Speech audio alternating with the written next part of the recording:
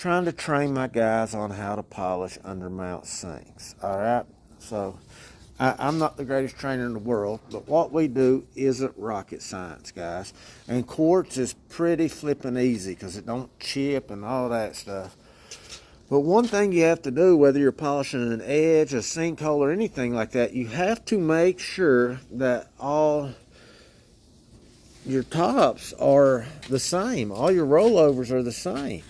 You see we've got dang near an 1/8 inch rollover here, and here we've got 1/16 rollovers.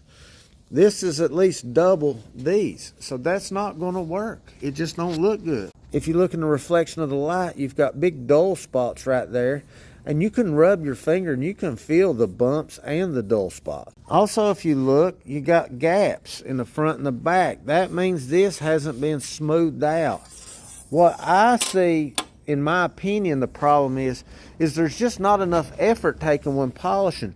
Guys like to just take those pads and go over it and then call it done, rather than to put pressure and work out the lines and work out the dips and defects and all that. If I had my wish and I had enough guys, I would fab these all the way up to where they just had to hit it with the last 2 or 3 wet pads and be done with it, because that's all most polishers want to do. But as it is, we don't have that privilege. We're not that blessed.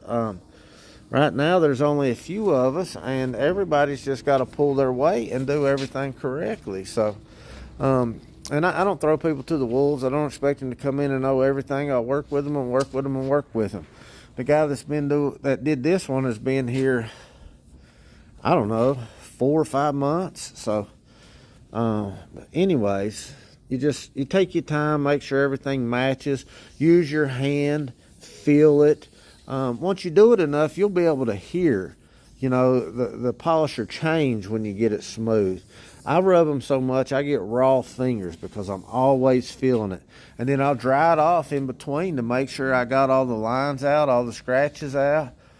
But you don't even have to get that intense, and you don't need a magnifying glass to see that there's a big hump here and that the profile's bigger on one side than it is the other. It's not that hard to see.